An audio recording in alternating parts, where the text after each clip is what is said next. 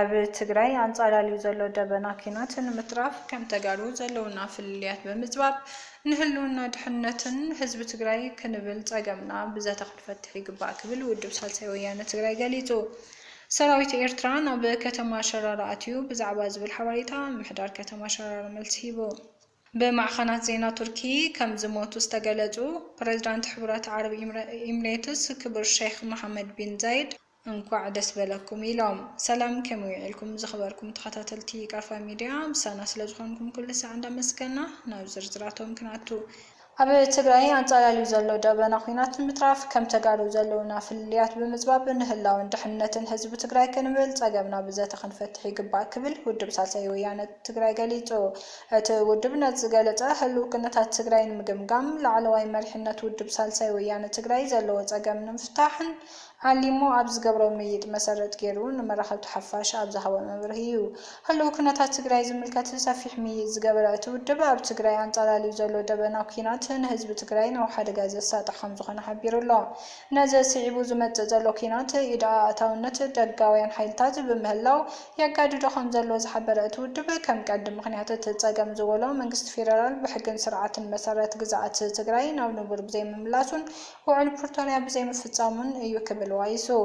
መዋጽኦ ትግራይ ዝበሎም ላዕለዋይ መሪሕነት ውድብ ሳልሳይ ወያነ ትግራይ ኣጋጢሞምና ዘለው ውሽጣዊ ፍልልያት ንምፍታሕ ከም ተጋሩ ብሄራዊ ዘተ ክካየድ ይግባእ ዝበለ ኮይኑ ነዚ ማእኸል ዝገበረ ዘተን ዝርርብን ብምቕዳም ዝኾነ ዓይነት ሓይልን ሰላም ቁሩብ ብምዃኑ አንጻላልዩ ዘሎ ደበና ኪናት ንምትራፍ ክንሰርሕ ይግባእ ክብል ሓቢሩ ኣሎ። እቲ ኣብ ትግራይ መረፃ ንምክያድ ዝምቹ ኩነታት ብዘይምህላው ከም ሳልሳይ ወያነ ትግራይ መረፃ ንኽካየድ ጸገም ተመዛበልቲ ብዘላቕነት ምፍታሕን ኩነታት ጸጥታ ትግራይ ውሕስ ምግባርን ከም ዝግባእ ብምሕባር ሕዚ ትግራይ ዘላትሉ ኩነታት ኮንካ መረፃ ምክያድ ከም ዘይከኣል ኣፍሊጡ። ሰራዊት ኤርትራ ናብ ከተማ ሸራሮ ኣትዩ ብዛዕባ ዝብል ሓበሬታ ምሕዳር ከተማ ሸራሮ መልሲ ሂቡ። እቲ ምሕዳር ብመንገዲ ድህረ ገጽ ማሕበራዊ ሚድያ ርክብ ህዝብን መንግስትን ከተማ ሸራሮ ኣብ ዘጠቅዖ ሓበሬታ ኣብ ማሕበራዊ ሚድያ ብሓሶት ፈጠራን ሓበሬታ ብምውዛዕ ህዝቢ ምድንጋር ኣይከኣልን ኢሉ ኣሎ።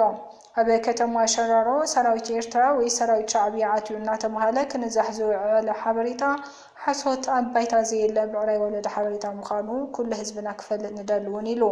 ብዛዕባ እቶም ሰራዊት ኤርትራ እዮም ተባሂሎም ፈትዎም ዝተጠቅዑ ክልተ ሰባት መብርሂ እንትህብ ድማ እቲ ሓደ ኣብ ከተማ ሸራሮ ጣብያ ምሴ ሓላፊ ጸጥታን ማልሻን ኮይኑ ኣይታ ተክለ ብርሃን መኮነን እዮም። እቲ ካልኣይ ስሙ ዘይተጠቐሰ ግን ድማ ኣብ ከተማ ሸራሮ ጣብያ ሙሴ ቁሸት ሰላም ከም ዝነበር እቲ ምሕዳር የረድእ። ኣብ ዝሓለፈ ሰሙን ሰራዊት ሻዕብያ ኣብ መብዛሕትኡ ከባቢታት ትግራይ ከም ዝኣተወ እናተገለጸ እዩ። ብፍላይ ከተማታት ሽረ፣ ዓድዋ፣ ተንቤንን ጉያን ካልኦት ከባቢታትን እቲ ሰራዊት ተራእዩለን ተባሂለን ይግለጻ። ዛጊድ ብጀካ ምሕዳር ከተማ ሸራሮ እተን ካልኦት ብዛዕባ እዚ ሓበሬታ ዝበልኦ ነገር የለን። ቱርኪ ፕሬዝዳንት ኤርዶጋን ናብ ኣዲስ ኣበባ ኣምሪሑ። ናብ ኢትዮጵያ ወግዓዊ መብጻሕ ክካየድ ትጽቢት ክግበረሉ ጸንሐ ፕሬዝዳንት ቱርኪ ናብ ኣዲስ ኣበባ ኣምሪሑ። እቲ ብኣብዱቢ ኣቢሉ ናብ ኣዲስ ኣበባ ከቕንዕ መደብ ዝነበሮ መራሒ ቱርኪ እቲ ናይ ሶኒ ናይ ኢምራት መገሹ ተሰሪዙ እዩ። በዚ መሰረት ድማ ሎሚ ካብ ከተማ ኢስታንቡል ተበጊሱ ምስ ቀዳማይ ሚኒስትር አብይ ኣሕመድ ዝረኸቦም ሰበስልጣን ኢትዮጵያ ክዘራረቡ ምዃኑ ተፈሊጡ ኣሎ። ምስ ኢትዮጵያ ጥቡቕ ዝምድና ዘለዎ ቱርኪ ኣብ ዝሓለፉ ዓመታት ኣብ ኣውሮፓ፣ ኣፍሪካ፣ ማእኸላይ ምብራቕን ደቡባዊ ምብራቕ እስያን ዘይነዓቕ ስምምዕነት ረኺባ እያ። ኣብ ዞባ ቀርኒ ኣፍሪካ እናገደደ ዝኸይድ ዘሎ ወጥሪ ኣቓልቦ ሃገራት ምዕራብን ማእኸላይ ምብራቕን ኣብ ዝስሕበሉ ዘሎ እዋን እዩ ኤርዶጋን ነቲ ምብጻሕ ዝካየድ ዘሎ። ቱርኪ ብፍላይ ምስ ሶማልያ ሓያል ቁጠባውን ጸጥታውን ርክብ መስሪታ ምህላዋ ይፍለጥ። ብሰንኪ ጉዳይ ሶማሊላንድ ኣብ መንጎ ኣዲስ ኣበባን መቃዲሾን ዲፕሎማስያዊ ወጥሪ ድሕሪ ምፍጣሩ ኣንካራ ነቲ ምትፍናን ንምህዳእ ወሳኒ ግደ ከም ዝተፃወተት ይዝከር። ኣብ ታሕሳስ 2014 መራሕቲ ኢትዮጵያን ሶማልያን ብመንጎኛነት ፕሬዝዳንት ኤርዶጋን ንላዕላውነትን ግዝኣታዊ ሓድነት ሶማልያ ዝኽበር ስምምዕ ፈሪሞም ነይሮም። ቱርኪ ምስ ኢትዮጵያ እውን ቀሊል ዘይኮነ ወታደራውን ቁጠባውን ርክብ ከም ዘለዋ እዩ ዝገልጽ። ኤርዶጋን ናብ ኣቤዮ ዲቡይ ሶኒ ናብ ኢምራት ክበጽሕ ኣዲሙ ዝተወጠነ መደብ ከም ዝነበረ ዝፍለጥ ኮይኑ ተብሰንኪ ሕማም መራሒ ሕቡራት ኢምራት ዓረብ ከም ዝተቆረጸ መንግስቲ ቱርኪ ሓቢሩ ነይሩ። እንተኾነ ጸኒሑ ነቲ ሓበሬታ ኣልይዎ ኣብ ክንድኡ እቲ ርክብ ብቴሌፎን ከም ዝተገብረ ዝገለጹ ሓበሬታ እውን ኣሎ።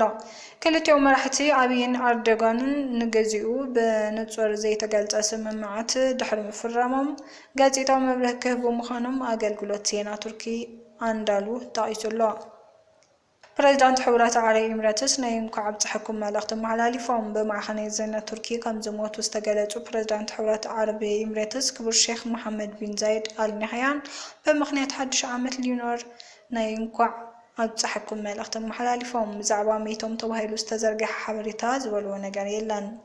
ባእታቶም ፕሬዝዳንት ኣብ ማሕበራዊ ገጾም ኣብ ዝዘርግሕዎ ሓበሬታ ነቶም ኣብታ ሃገርን ኣብ መላእ ዓለምን በዓል ሉናር ዘኽብሩ ኩሎም ሰናይ ትምኒቶም ጥራሕ ገሊጾም ሓድሽ ዓመት ሉናር ማለት ንዑደት ወርሒ ዝተኸተለ ኣገባብ ኣቆጻጽራ ዕለታት ማለት እዩ። እዚ ሓድሽ ዓመት መባእታ ናይ ወርሒ ጸደይ ስለ ዝሕብር ኣብ ብዙሓት ህዝብታት ብዓብዪ ድምቀት ይኽበር። ክቡራት ተኸታተልቲ ቃልፋ ሚድያ ዜናታትና ነዚኦም ይመስሉ ነይሮም። ሓቢርኩምና ስለ ዝጸናሕኩም ኣዝና ንመስግን። ሰላም።